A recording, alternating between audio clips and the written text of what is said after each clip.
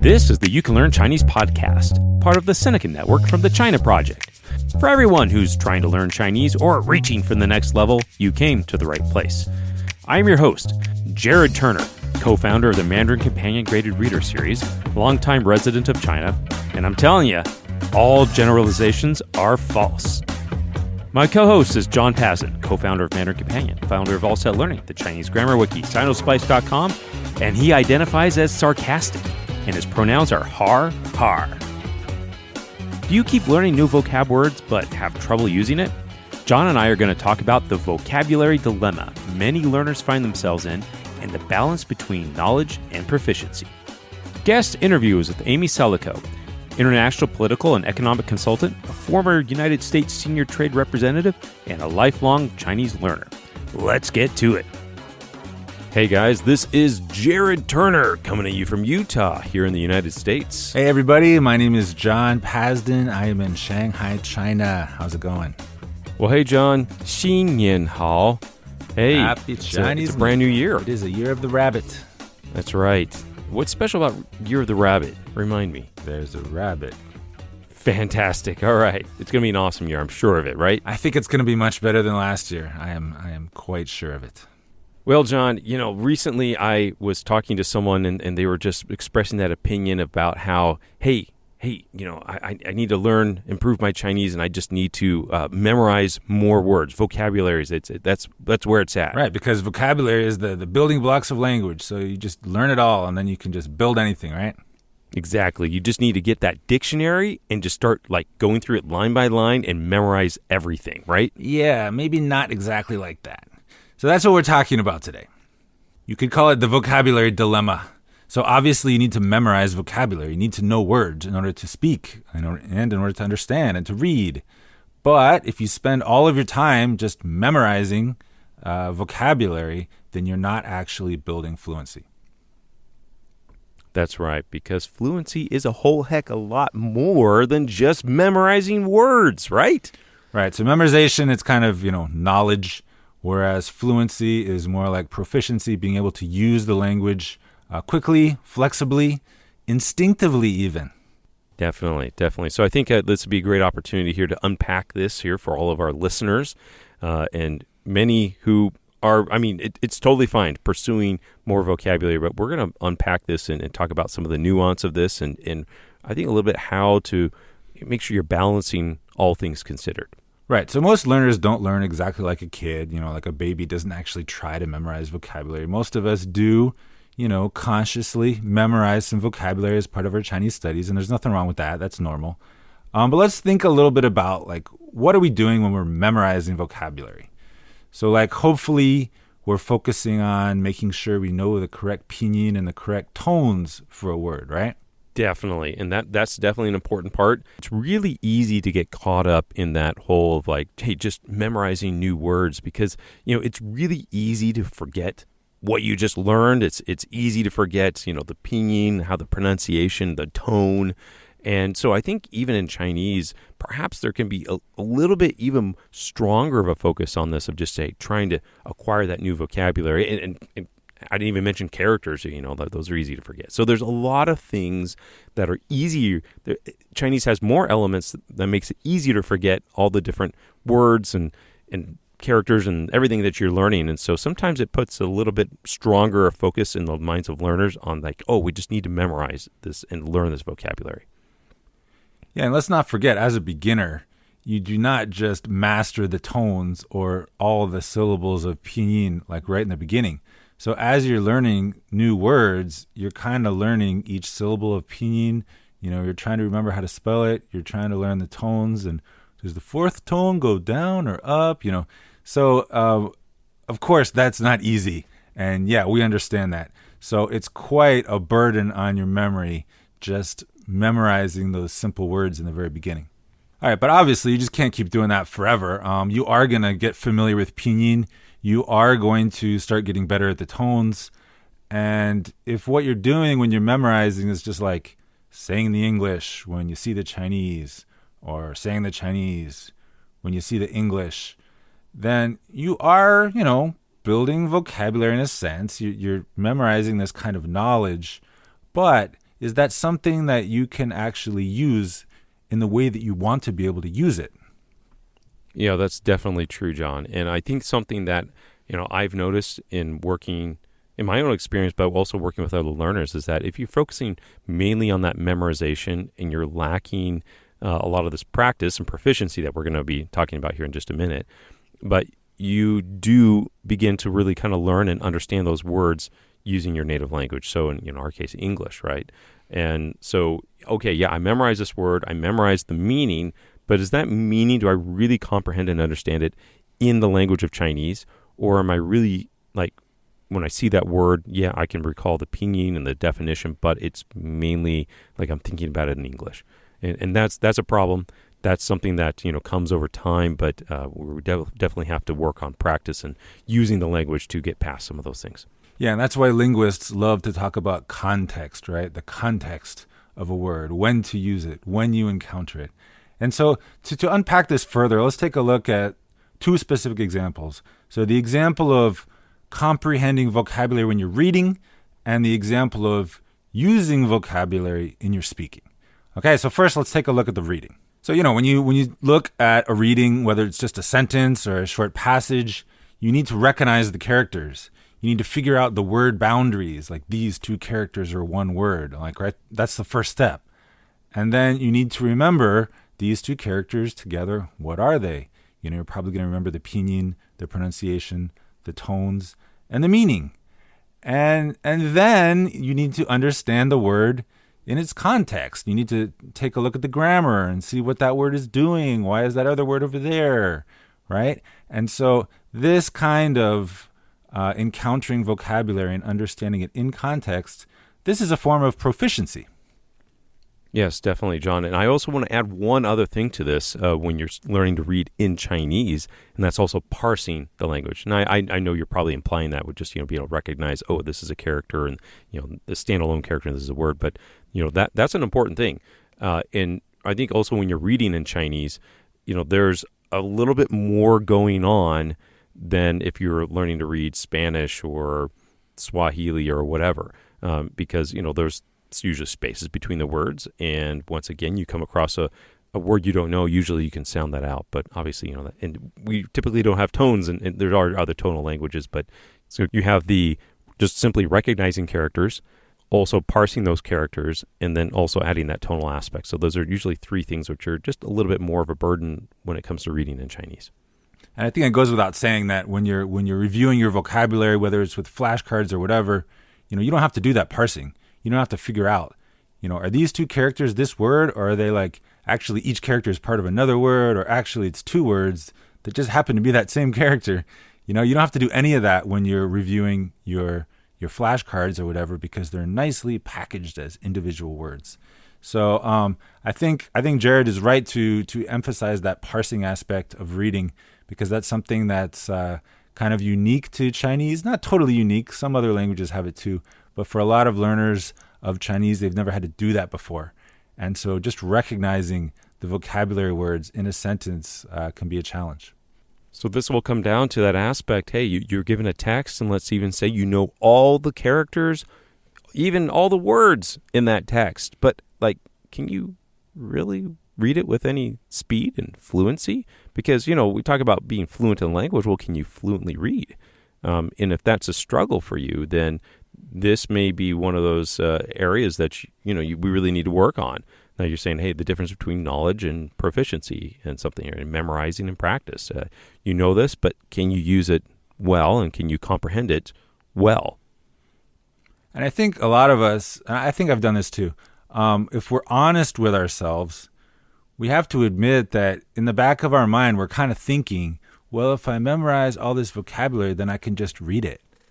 And maybe we know that's not true, but there's just part of our mind that just wants to believe that because it's just simpler. What's interesting is the studies that I've seen regarding to reading speed. And this is one of the strongest predictors of fluency in any language. So it's like, okay, you know it, but are you able to read it quickly? And it's kind of interesting because the studies really show, and if you can think about your own personal experience, is if you're reading really slowly, it could be for whatever reason, you're reading slowly in your own native language, your actual level of comprehension frequently decreases. And it's because, we only retain things in our memory for, a certain period of time. And if you're sometimes, I've experienced this in Chinese, I know other people have, is by the time you get to the end of the paragraph, you're not even sure what you read. Maybe your comprehension was low, but if you know all the stuff and you're reading really slow, that can also happen. And so there needs to happen a sufficient reading speed for comprehension.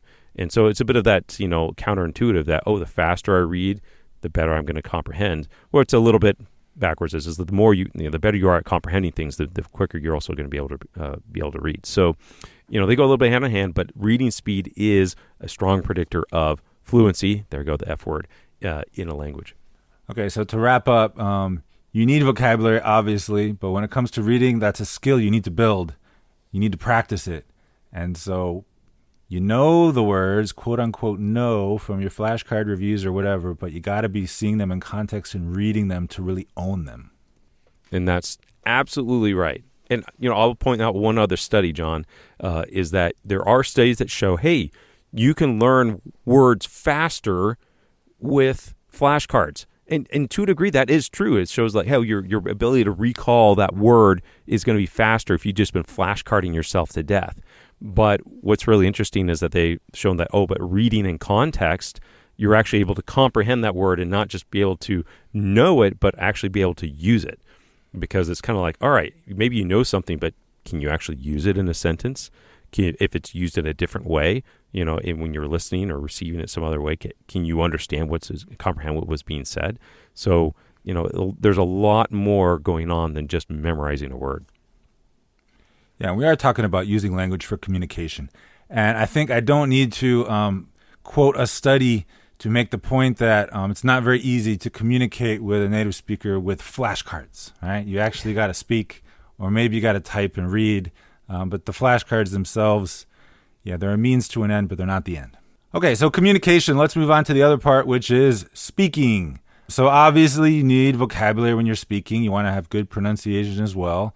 You're going to need to determine the proper context for using the word in a certain situation, a certain meaning.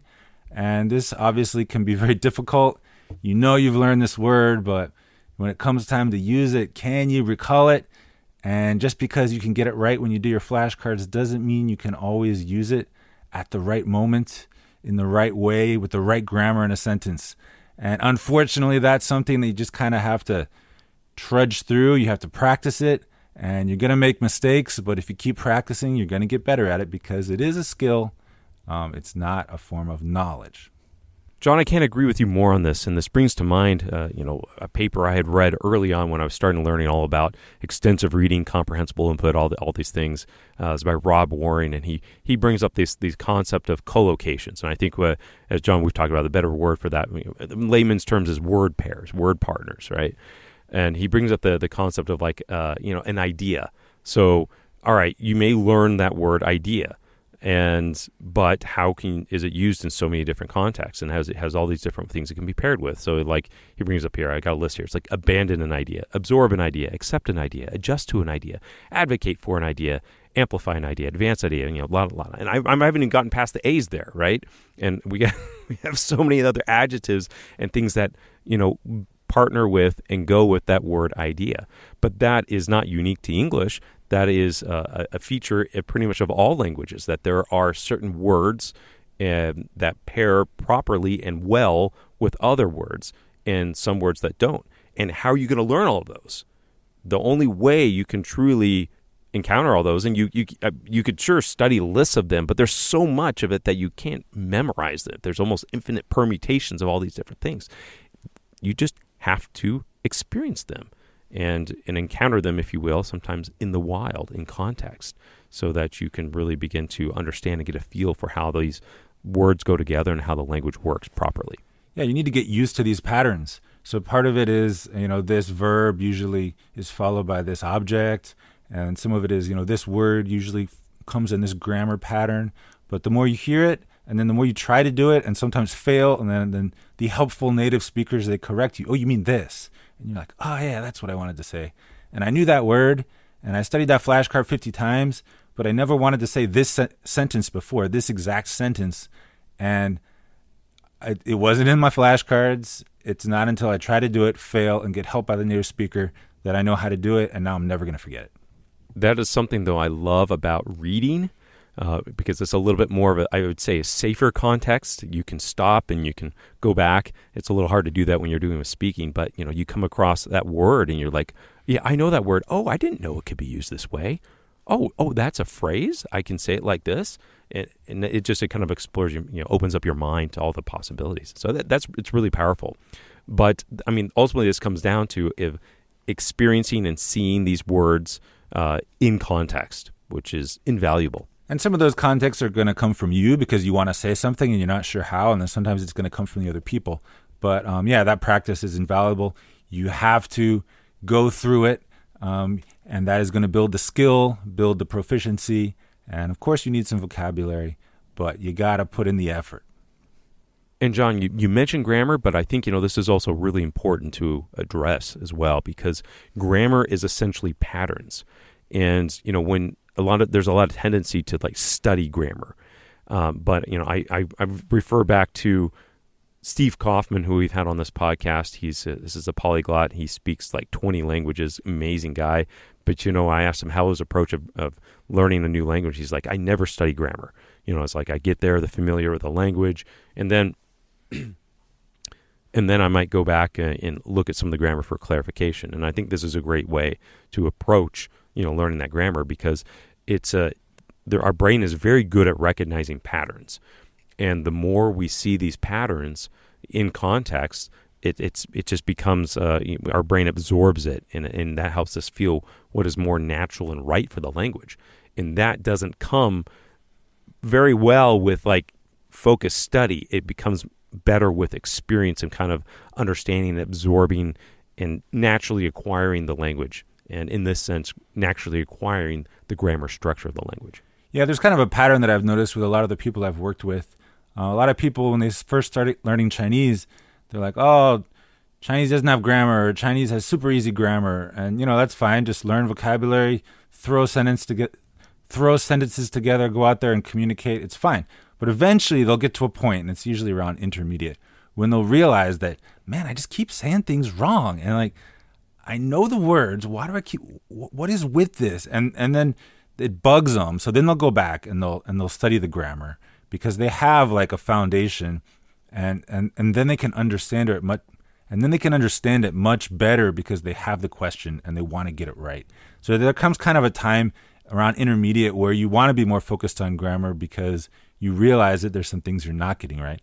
And then after you kind of get over that and then you practice it more, then it kind of goes back to patterns. And I feel like at the advanced Chinese level, it's just, picking up words and putting them into the same patterns you already know, and it goes much smoother.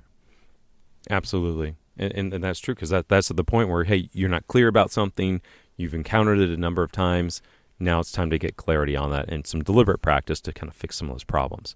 But I don't think you can go through those phases unless you get out there and you talk a lot, and you just try to use the vocabulary the patterns without focusing on grammar. It's not until later that you realize, oh, I should probably focus on that. All right, so we've said it several times. Flashcards are not bad. They help you build knowledge. You need words to speak. You need words to read. But they're not really helping you build these skills of proficiency in reading and speaking. So how can they be better used to form proficiency? How can we avoid misusing them? And what do you think, Jared? John, I think flashcards, we do bag on them once in a while here, and they do have their place, though. I think they do have their place. I don't think that they should be your primary means of acquiring vocabulary, but I think they're excellent if there's just sometimes those characters that you just habitually forget, or sometimes it's hard to differentiate between certain characters at different times. And I'm speaking about that when we're talking about single characters, but there's a lot of more, I would say, advanced or even more beneficial methods of moving beyond just single character flashcards. Well, what I'd also like to point out is if you're studying for a test, whether it's in school or whether it's the HSK, and your test quizzes you on the meaning of individual words, well, that's actually where flashcards really shine, because that's testing on knowledge, not so much proficiency. So that's one area, obviously, where flashcards are very appropriate. If you need a test, well, that's the tool for the job. But also, I think there are a lot of our listeners out there who, they want to improve their Chinese, but, they have like 10 minutes on the subway or whatever, and there's no Chinese people. It's not like they're going to be practicing speaking. I mean, they could be reading something, right? But these little, fragmented sections of time can be convenient for reviewing flashcards and, keeping you from forgetting something when you're not going to be spending a lot of time reading in the next week or something like that. Yeah, definitely. I mean, it's relatively an easy thing to do. And if it came down to essentially like studying some flashcards or not studying anything at all, I mean, heck yeah. Okay, all right. Go for it. Do it. But I feel like I've met people who, like, they come to China and they like stay in and study their flashcards so that they can like know more words when they go out tomorrow or something like that. It's like, you're in China, you're only here for a week, just like go out and talk to people, So you definitely don't want to let flashcards take the place of actual communication that you don't get a lot of. And for anyone who's like a super enthusiastic flashcard advocate, I also would recommend going back and listening to episode number 89 with Jonathan Coveney. It's vocab apps and learner engagement. Jonathan, he's a fantastic guy. He's actually achieved a high-level proficiency in Chinese. And John, you know him, right? You've worked with him. Yeah. But Jonathan, he almost has a bit of a PTSD from his flashcard obsession, if you will. And, he even talks about it in the interview, how he he's flashcarded himself to death, if you will. And he had to also find a lot of other avenues to build that proficiency, even though he memorized a lot of these words. He can recall words, meaning and translation sometimes better than his wife, who's Chinese. But yeah, bringing that all together was a bit of more of a challenge for him. And graded readers definitely provided a bit of that bridge for him to bring it all together.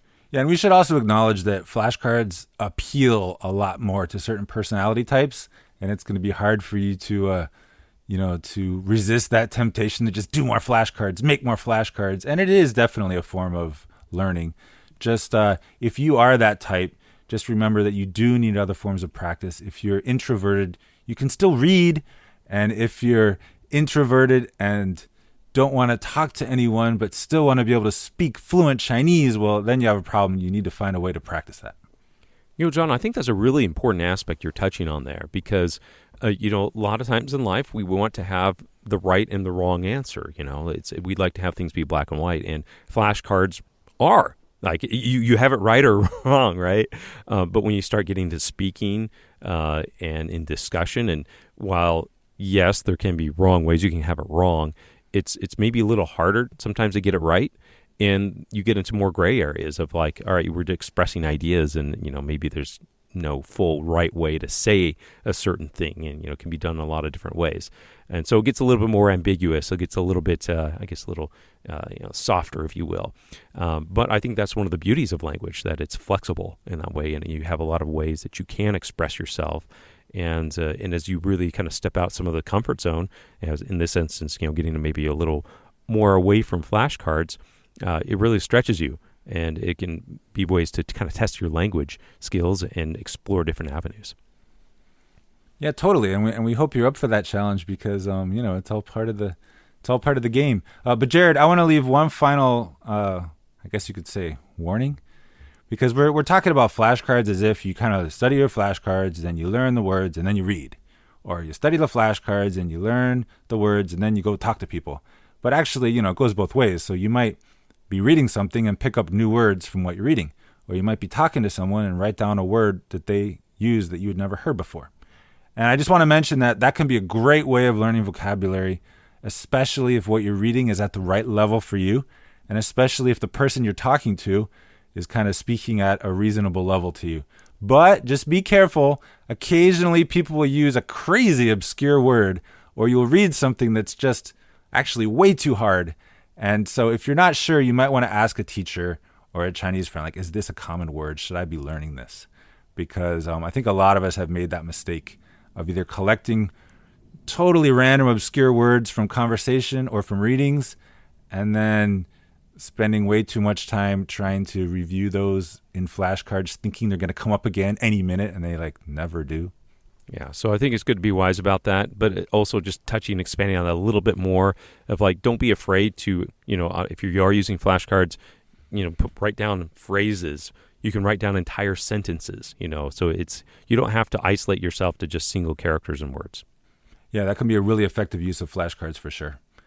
So I think, John, bringing this all together is this concept between memorization versus practicing and building proficiency in the language is that, yes, you can study the word elements of the language, you can memorize definitions and acquire more vocabulary, but if you can't use it, then it's not going to be that beneficial to you. And so we need to take that knowledge and develop it into proficiency in the language, and that's really what we're getting at about fluency. And there is some interplay between the reading and the speaking. The more you can read, you'll find that, your speaking mysteriously starts to upgrade a bit in grammatical patterns and words. And if you speak a lot and you actually learn what all the characters and the words are that corresponds to what you're hearing and what you're talking about, it is going to help your reading a bit because you're familiar with these words as you read.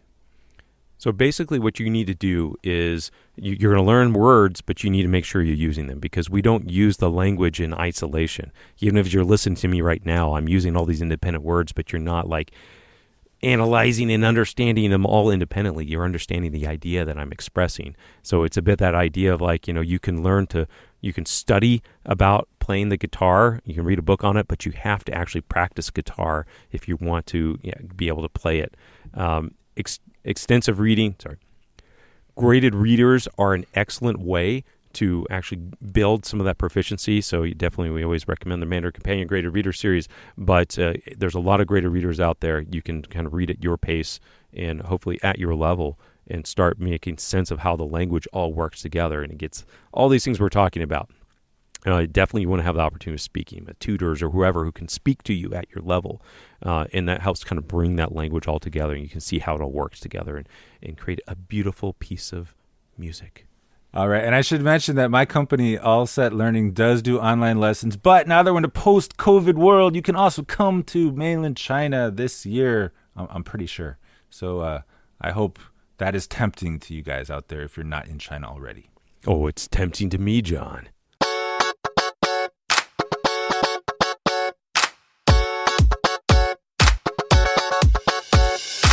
All right, now it's time for a word from our sponsor. And today our sponsor is Mandarin Companion, Chinese graded readers. And heck, we were just talking about this, John, but today we are going to talk about one of our level 2 graded readers, Jekyll and Hyde.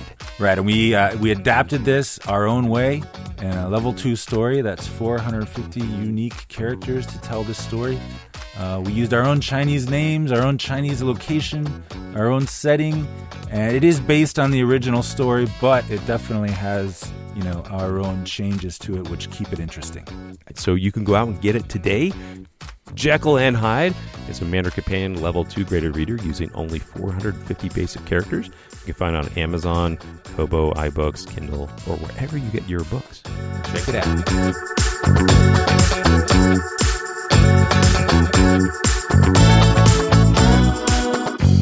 All right, now it's time for rants and raves. John, what do you have for us today? Do you have a rant or do you have a rave? I have a rave.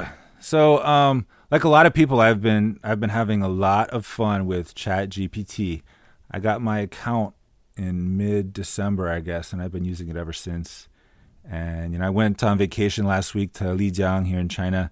And when I got back, I just got right back into ChatGPT because it's can do so many cool things.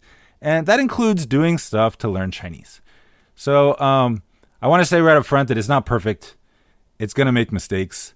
ChatGPT is much more impressive when you ask it questions about something you know nothing about because it seems like it knows everything and it seems very confident, but you can't be sure it's correct. And so with Chinese, like my teachers and I, we've been looking at it and evaluating it, and it's pretty good, but it's definitely not perfect. So it can do cool stuff like it can generate pinyin, When you ask it for Chinese, it can easily give you Chinese and simplified or traditional, and it kind of usually gives you pinyin by default. It doesn't parse the pinyin into words the way that you're actually supposed to. And I've tried to get it to do it, but it just won't. And I think it just doesn't have that ability. But you can get lots of information about China. If you want to, you can just type directly in Chinese and it will respond in Chinese. Anything it says, you can ask for the pinyin. You can ask it questions and have it give you answers in both English and Chinese, and you can compare them. You can have it write short paragraphs for your reading practice on certain topics. But here's the thing.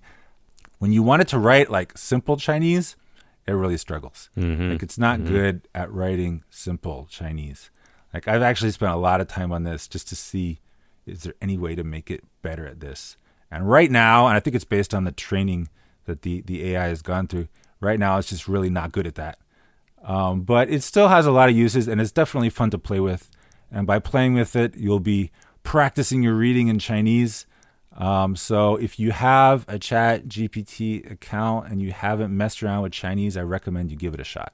So awesome, man. I think, John, we in our Mandarin Companion WeChat group, we've seen some people throwing around like what ChatGPT, like they're asking it like, hey, can you explain this word, or, what's this grammar point? And it does a pretty good job there, right? Yeah. It also makes some mistakes, especially at the higher levels, but I think at the lower levels, it's pretty good. Like to give an example, I asked it to use a hard vocabulary word. I forgot what word it is, but it's a pretty hard word. Maybe it's just K5 or 6, something like that. I asked it to use this word in 10 sentences. And then I showed my teachers, and they were like, yeah, only 3 of these are acceptable. The others are just bad. Yeah. But if you have it to just tell me a little story or something like that, and you don't have all these like constraints, then it does a better job. Wow, fascinating. Okay, so Jared, how about you? Rant or rave? I got a rave. We just had the Chinese New Year here, and at our local Asian supermarket, I went there to get some stuff in preparation for the holiday, and guess what I found? Rabbit. Okay, well, I mean, like rabbit meat. No, not rabbit meat. No, I found yozi. So yozi, it's my favorite Chinese fruit. Well, it's not Chinese fruit exactly, but it's in English we call it pomelo.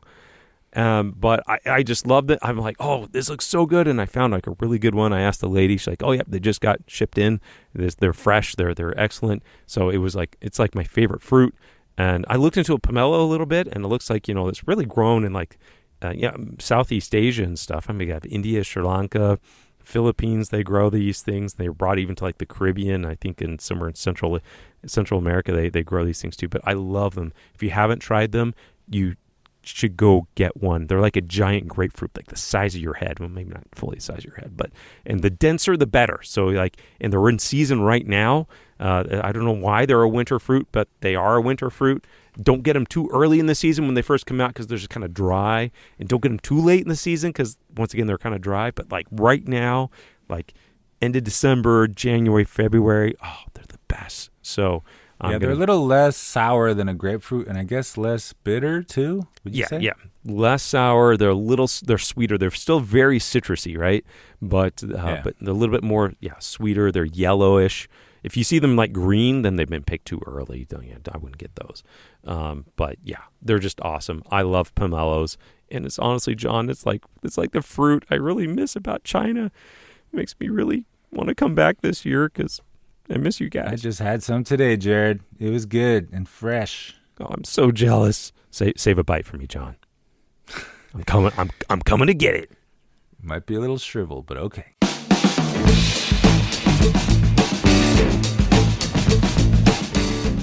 Hi, I'm Amy Celico. I had the privilege of meeting Amy at a China-focused conference in 2022. If I had to describe her, intelligent, insightful, and astute are 3 words that would come to mind. I am a principal at Albright Stonebridge Group. Albright Stonebridge is a leading global business strategy firm based in Washington, D.C., founded by former U.S. Secretary of State Madeleine Albright. Principal means she's one of the people leading her company. So my role here is co-leading our China practice. Amy has a wealth of insights into China's geopolitical relations. While we do touch on some of that during our chat, I really enjoyed hearing how Amy was able to turn her love and passion for a language into a career.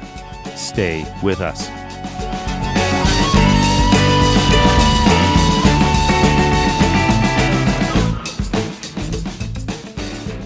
All right, well, you are no stranger to China. But Amy, this is the big question.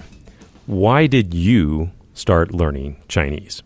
I really do consider myself a quote-unquote China person because all of my adult life I have spent focused on China. And it all started when I was a junior in high school, taking a class on Chinese Soviet history. Chinese Soviet history in high school? In high school. I'm going to go out on a limb and say there are very, very few high schools offering that type of class.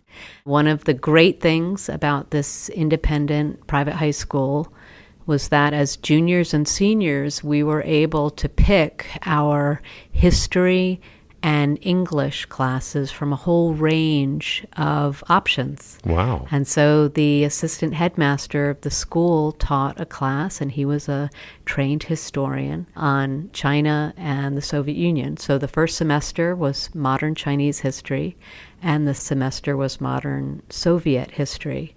There were 8 of us in the class, or juniors and seniors combined.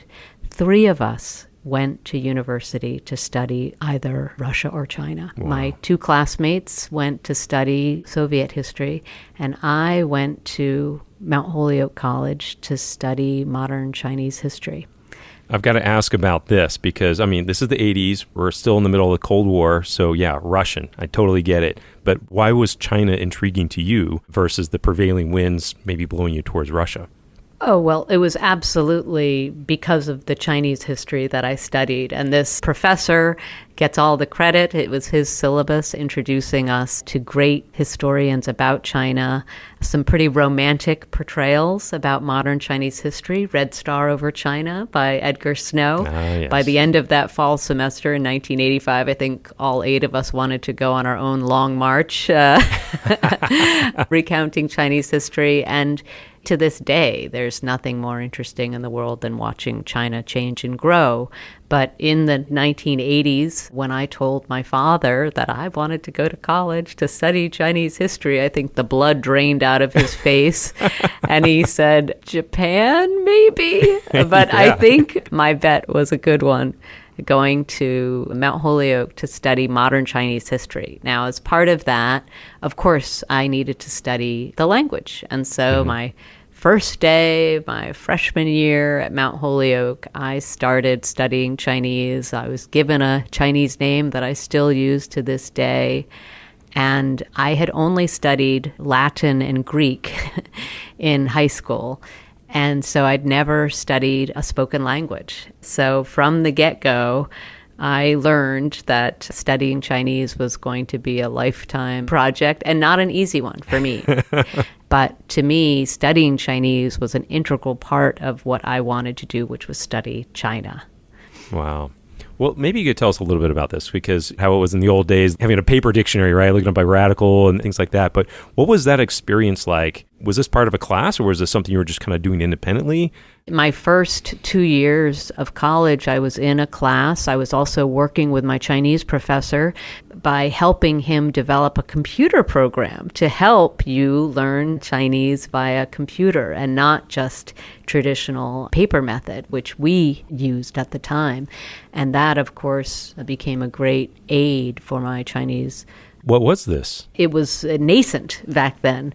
My professor was from Taiwan, and we learned traditional characters. And that came in handy when I was going to do my junior year abroad. I was slated to travel to Beijing in July of 1989. And after the crackdown in Tiananmen Square, when the State Department said Americans shouldn't go to China, my parents offered the opinion that this American shouldn't go to China. And so I ended up landing on the fair shores of Taipei and studying in Taiwan for the first semester of my junior year, which was a phenomenal experience. My roommates were from Kaohsiung in the south of Taiwan, and so took me home to their families. And it was my first experience actually interacting in Chinese. And that's when I learned just how terrible my Chinese was, when it was a sink or swim situation. The stark realization, right? But that sounds like it was a wonderful opportunity. We actually had Chinese-speaking roommates. And did they speak English at all, or was Chinese the common language? They did. They, of course, wanted to practice their English as well, but they weren't English majors at the university. And so, again, it was a terrific tool for me, but I needed to work much, much harder on my Chinese once I was on the ground in Taiwan. The fall of 1989 was a fascinating time for Taiwan history. They were allowing an opposition party for the first time to run in legislative yuan elections. The DPP was a new political party. It was just a really exciting time to be there. And I moved to Beijing for the second semester of my junior year and landed in Beijing the day they lifted martial law. Oh, wow. For the first time in mainland China, in Beijing as a student, was a wonderful experience as well. A very important thing happened to me while I was in Beijing, and that was a visitor came to our campus in Beijing from the Hopkins Nanjing Center and said, if you continue to work on your Chinese, you can apply to this program where you can study about China in Chinese. And to me, again, my whole ambition always was to become a Chinese historian. So the idea of using Chinese to actually learn about China became my ambition, getting into that program. And that helped drive me over the next few years, returning to Mount Holyoke for my senior year of college, going to the University of Massachusetts to take advanced Chinese language classes there, and then going back to China for 2 years, teaching English as I was studying Chinese so that I could get into the Hopkins Nanjing program and continue studying about China using Chinese language. You know, there's something I'm curious to know a little bit more about, Amy, is what was it about China that really hooked you? I think it really was the political change happening in the 19th and 20th century in China, seeing how quickly a society and a political system could change from an imperial system to republic to then this nascent communist regime was fascinating. But what continued to really get me was 20th century Chinese history. And that, again, was what I thought was going to be my whole career, was looking at these questions about identity and society and politics. How could that change happen so quickly in one country? When I was at Mount Holyoke, I had an advisor who was a former Foreign Service officer.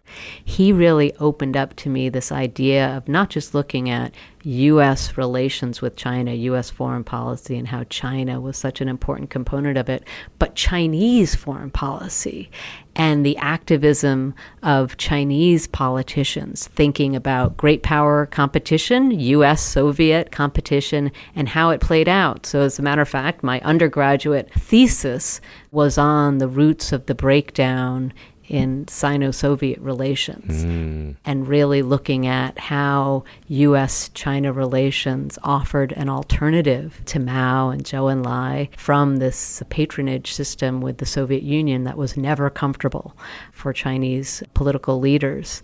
And then when I was in Nanjing a few years later, studying with a Chinese historian of modern Chinese intellectual history and then Chinese foreign policy, I looked at the roots of the rapprochement between China and Vietnam after their war with one another. And so again, great power politics, the role of China, its view of itself on the global stage were very much in my mind's eye as I was looking at China. Fascinating changes within China, but also fascinating changes of China in the world. Changes that I continue to look at today. So I think for many of your listeners, Chinese language is an incredibly important tool if you're going to be working on China issues. But to me, what's continued to just keep me so interested in this topic is how quickly China continues to change. That's pretty neat. I definitely see the alignment of your interests and everything with your career and what you're doing now. But how did you make that break? You know what I mean? There's a lot of people out there who are really passionate or interested in China, and it could be culture or history or everything. But how did you eventually make that segue into saying, hey, this is now an important part of my career, or my career is even based on this? I remember pretty much to the day when I decided that I wasn't going to continue to pursue Chinese history as the focus of my career. So after I was at the Hopkins Nanjing Center, I applied to do an internship here in Washington, D.C. at the Brookings Institution, very well-known think tank, working for a very well-known China scholar. And over that summer, I was doing primary source research, so using my Chinese language skills, helping the scholar write a book that he was working on Chinese foreign policy. It was actually about cross-strait relations and the impact on Chinese foreign policy. And I realized one day when I was sitting in the stacks of the Brookings Library that I was interested in the broad subject matter, but I wasn't really enjoying what I was doing. And it just was a real epiphany for me, because I did realize that doing a PhD would mean I was going to do this for about 6 more years. And so I pivoted, and my Chinese language skills helped me do that. So I was living in Washington, D.C. with Chinese language skills, and that helped me get a job at the International Monetary Fund. I was the bilingual assistant for the executive director for China. So the Chinese People's Bank of China office at the International Monetary Fund was led by somebody who didn't speak English, and that has changed dramatically today. Yeah, I can imagine. But back then, in the early 1990s, that person was there because of a connection that he had to a political leader, and he needed somebody to help him prepare to give statements in English that he didn't really understand. And that experience really got me interested in international economic policy and China's role in the world beyond just history and foreign policy, but looking at economic issues, which led me to go to graduate school focused on China, but also international economics at Johns Hopkins. I thought, okay, the way that I can actually participate in this, not as an observer, as a historian, is going to be in the U.S. government. And so as soon as I finished up at Johns Hopkins at SAIS, I entered the State Department as an intelligence analyst looking at China and North Korea. Well, that's interesting to hear, because let's rewind back in China in the 1990s and 2000s. If you spoke Chinese, that was good enough, right? But I know that's definitely changed today, because it's going to take a lot more than just language skills for some of these roles. I couldn't agree more. I feel like I was really lucky early in my career, because there weren't a lot of people who had Chinese language skills resident in Washington, D.C. Today, it has to be China and. It's assumed that you have to have good Chinese language skills, but then there's what else do you have to offer to many of these roles. You got hired on as an analyst there with the State Department, right? And your Chinese skills were an important reason you got hired. But how applicable were your Chinese skills in the role? Well, I was certainly hired in part because of that. But as soon as I got to the State Department, the department was, of course, driven by the foreign policy priorities of the moment. And I joined the State Department in the Clinton administration, with Secretary Albright, who I ended up working with much more closely here at Albright Stonebridge Group. She was the first Secretary of State I served under. And she was preparing to go to North Korea. And so very soon after I was hired to be a Chinese intelligence analyst in the Bureau of Intelligence and Research, the focus really shifted to me working on China-North Korea rather than U.S.-China. And so I was working much more closely with Korean analysts, and I was providing the China perspective rather than the China-focused team that I was originally assigned to. And it was fascinating work because, of course, the foreign policy elements of how I had studied China earlier on came to play, as well as my Chinese language skills, so that I could add to some of the work that the State Department was doing together with the intelligence community, that community of different agencies helping the U.S. government think through how was the U.S. really going to start to negotiate with North Korea? What were the roles of other countries in helping the U.S. develop a policy towards North Korea? It was great to hear the story. I think in North America, a lot of times we just think of, America as the center of gravity, right? But sometimes people can forget that, these other countries have relations too, right? It seems to me that's a bit of the perspective you were offering. Yeah, I think that's right. And of course, the U.S. government has just such a great, deep bench of expertise in different areas, and they call upon that with their foreign service officers, with their civil servants in different agencies to come together and really focus on an issue.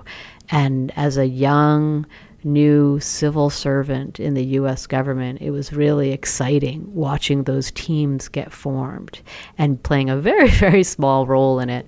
But it really did whet my appetite to do more. And so I entered the U.S. government as a presidential management fellow. We called them presidential management interns back in those days. But it was a 2-year program where you could work in different parts of the U.S. government. You could shift around as a civil servant and then stay in one agency at the end of the 2-year process. And so my home base was the Bureau of Intelligence and Research, and I was working on this gig. But then I had an opportunity after the secretary's visit to Pyongyang to then rotate. And I applied to go out to post. I really wanted to get back to China. I wanted to be improving my Chinese language skills. And I will never forget the day that I was sitting in my secure facility where I worked in the State Department, and the phone rang, and it was the Consul General in Shanghai, our U.S. Consul General, calling me. And the first question he asked me was, "Do you really speak Chinese?" And this was a language proficient consul general. He spoke very good Chinese. And that was the thing that really stood out to him in my application. And I had applied to all of the missions in China. I didn't want to go back to Beijing. I wanted to be out of Beijing and in one of our consulates. And to him, somebody who spoke very good Chinese, it was important to bring on somebody who had Chinese language skills. And so I was hired to rotate out to our consulate in Shanghai as my next position at the State Department. Did you have to speak with him in Chinese on that phone call? That's a really good question. He didn't test me on the spot. But let me tell you what, as soon as I got out there, I was going to meetings with him that were taking place in Chinese. And so, once you got out to post, I really had to prove my chops. Well, maybe you could pull back the curtain a little bit for our listeners. And I'll preface this a little bit because our common friend, Robert Griffiths, he was the former consulate general in Shanghai, not the one that called you on the phone, right? It's later. In his experience, he speaks good Chinese. Very good Chinese. But he speaks in English, and you always have an interpreter for that official, and that official will speak in Chinese and interpret back in English to you. And so often the official meetings will happen in your own native language, right, with an interpreter to avoid miscommunication. But what was your experience like? And was this common? And how often were you able to actually use your Chinese in these types of meetings? Maybe you could just explain a few of the dynamics here. Yeah, it's a great point. Absolutely, as Robert said, once you were doing official business, you wanted to use your native language. It was a way to ensure that your messages were being delivered wholly correctly. And for others who were in the room, maybe who didn't have the language skills, to be able to hear what you were saying was important too when you were conducting official business.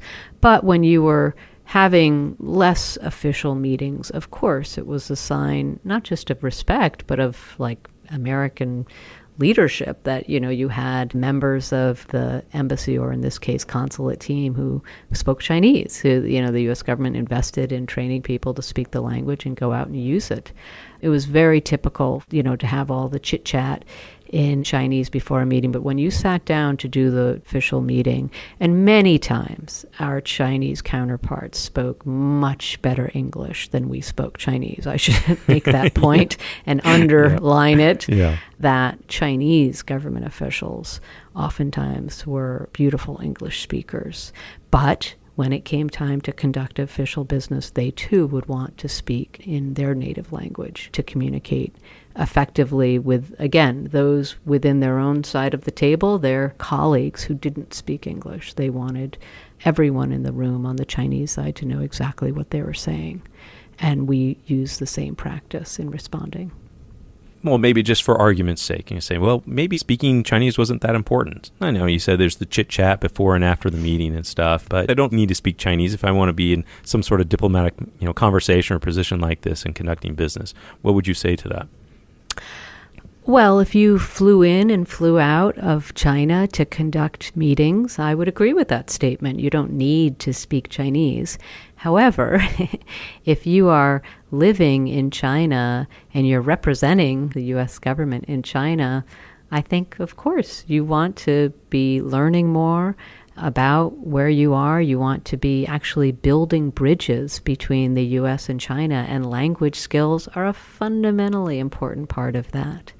And this same consul general didn't want us out reporting all the time back to Washington about how China was changing. He wanted us building programs with Chinese counterparts. And that did require both language fluency as well as a cultural fluency, an appreciation of what China needed to do at this time in the late 1990s. You may recall China was working to accede to the WTO. And so we were doing a lot of cooperative programs to help Chinese provincial and Shanghai municipal authorities get prepared for WTO accession. Do you have any experience where maybe some of these meetings or something that being able to speak Chinese helped maybe avoid a misunderstanding or helped on some of the meetings or something you were actually trying to accomplish? Yeah, well, that's been true in all of my jobs, where a role that I played when I was based in Shanghai for the State Department and then later when I worked for the Commerce Department, you were hosting visitors from Washington and they were having dialogue with Chinese counterparts and they couldn't understand the Chinese. And so sometimes would rely on us to send a note saying that was mistranslated, or what they're really saying here is X, Y, or Z. And so there was always an appreciation for having Chinese speakers in the room in these negotiations so that the nuance of what was actually being said was communicated to the principal. You would never interrupt a meeting and say, oh, you translated that wrong. They were our interpreters, right? And so it was more about understanding really what was being said, sometimes understanding the communications happening on the other side of the room that were happening among participants. But again, the skill itself is really important, whether you're working officially for the U.S. government or in a commercial capacity or in a nonprofit capacity, just trying to communicate. Well, it sounds like your whole Chinese skills and experience have taken you pretty far and been involved in some really interesting things. Maybe you could share perhaps some of the most interesting things that you've been able to be involved with and how Chinese played a part of that. Having spent so many years working on China and working in China and with Chinese counterparts, that's offered me an incredible window into, one, how American stakeholders view China, but then how Chinese counterparts continue to look at their own role in the world. So for the past 14 years, I've been working at a company, Albright Stonebridge Group, co-leading the China practice together with a Chinese counterpart on the ground in China. The 30 of us who work in this small firm are helping American, European, Asian, foreign investors to navigate all of the changes happening in China. And it is a fascinating perch to me as somebody who's fundamentally interested in continuing to watch China change and grow. And I had the real privilege of working with some real luminaries in American foreign policy. Sandy Berger, President Clinton's national security advisor, as well as Madeleine Albright, President Clinton's Secretary of State, are the founders of the firm where I work. And working with the two of them, going to China with quote-unquote old friends of China, that is how the Chinese view Sandy and Madeleine, was really fascinating. Because again, this whole concept of what does it mean to be a quote-unquote friend of China, Sandy and Secretary Albright both were fundamentally important in China and the U.S. coming to an agreement on China joining the World Trade Organization. That having been said, both Sandy and Secretary Albright were also, part of the Clinton administration, and then in unofficial capacities, many, many organizations that were highly critical of some Chinese behavior in China and on the global stage. And so watching the way that those dynamics played out when I was together with them in China was always really, really interesting to me. This is a credit to a lot of the Chinese counterparts we met, despite areas of real disagreement. I think there was a real interest and a hunger from a lot of Chinese counterparts to understand what was driving American foreign policy, whether a Democrat was a president or a Republican. Both Sandy Berger and Madeleine Albright had a lot of perspective, a lot of practical experience that Chinese counterparts always just wanted to tap into, trying to really figure it out themselves as they were talking to people like Sandy Berger and Madeleine Albright and many, many others. Well, that's fascinating. Well, Amy, you are a pretty busy individual. You have a lot of clients. You do a lot of things. What do you do to keep up your Chinese language skills these days? Well, I fail at that, just to be perfectly honest, Jared, which is really unfortunate because it's sort of a cautionary tale more than anything else. If you don't use your Chinese, you really do lose it. But one thing that I've always enjoyed doing is reading Chinese newspapers. I don't tend to listen to a lot of Chinese media, but I do always like to read. It's harder and harder for me, and so tools that make it so easy now, I take advantage of. But I think one of the wonderful things we have here is a community of Chinese language speakers who try to keep opportunities open for Chinese language learners. And so those of you who have an opportunity to be in Washington or just to connect, the American Mandarin Society offers all kinds of great tools for Chinese language learners, programs in Washington, D.C., as well as language tools. Well, that's great. Well, what kind of advice would you give to someone who's learning Chinese right now or been thinking about it? Because, there's a lot of political sentiment right now about China, but what kind of advice would you give or perspective could you offer to someone who's learning the language right now and considering their options? Well, I would say don't give up. China is going to continue to be so important in our world, and what better way to understand what that means for us than to continue to study Chinese. I think there will always be so many ways for you to use your Chinese language skills.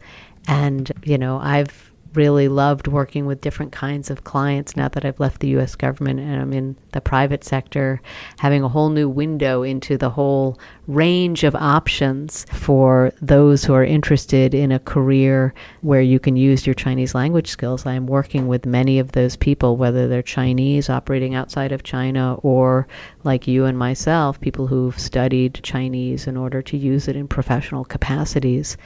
You need to have an interest beyond Chinese language skills to, I think, guide you in what you want to do in your career. But it is only, a great additive to what you can do if you have those language skills going into any kind of career search. And just, if I may, give a plug for the U.S. government service.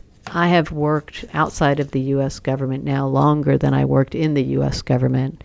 But I have to say I worked in 4 different federal government agencies. I worked in China and in Washington, D.C., different agencies of different sizes. I always loved being part of the meat grinder, being part of the interagency food fights on China policy.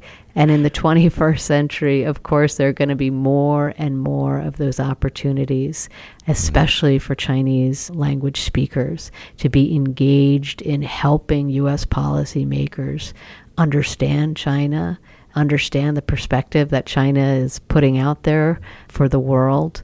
And so there are just a whole range of opportunities for you to use those Chinese language skills in the service of the U.S. government. Really, some of the most exciting times in my career were in those negotiations with Chinese counterparts or in those windowless conference rooms talking about China policy and having a perspective with Chinese language skills to offer to policymakers on what we should be doing about China. Really, you can be, like I said, not in glorious, glamorous positions, but really playing a constructive role. Well, I'm curious to know, because we actually have a lot of podcast listeners from Europe and all around the world. And in your perspective and your experience on that, I'm sure you've met your quote-unquote counterparts, if you will, in probably other governments, right? Would you think that that perspective would also ring true for, other governments or other places where someone learning Chinese would be living? Absolutely. So in today's world, your experience working on China in Chinese will then help you as you're talking about other issues in a public service realm. In the private sector, the exact same thing is true. Your experiences working in China then translate to how you look at global supply chain issues or strategy issues, whether you're working on Latin America or you're working on the Middle East. That perspective that you gain from having studied Chinese and understanding elements of China in Chinese is highly applicable to other parts of your world. And so I guess I'm the rare person who decided in high school that I was going to have a career focused on China. And while that career has taken a lot of zigs and zags, it has remained focused on China. And I've watched others come in and out of the China world. But that Chinese language experience colors how they're working, even if it's not about China any longer. Gain a little bit of satisfaction from that even if many friends and former colleagues aren't still working on China, the experience of studying Chinese, of being in Nanjing or wherever it was, still shapes them as professionals. And so definitely not just an American thing. You can leave China, but for some people, China never leaves you. That to me is a very good thing. Definitely. Well, Amy, this has been fascinating. I really appreciate you taking the time to share your experiences and your story with all of us and open up to my view, and I'm sure many people, the opportunities that learning Chinese can really create for you.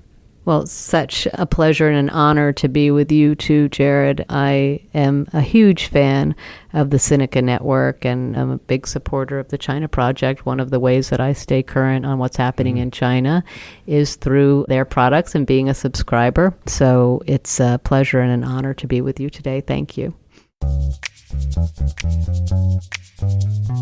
You have been listening to the You Can Learn Chinese podcast. Help us spread the word by sharing this with your friends, classmates, teachers, cousins, celebrity, builder, genealogist, planter, chemist, skier, barista, and that one gal named Susie. You can subscribe on iTunes or wherever you get your podcasts. And please write us a review so we know how we're doing. You can find us on Facebook and at MandarinCompanion.com or tag us on social media, #MandarinCompanion. Apologies to John Cena, we just ran out of time.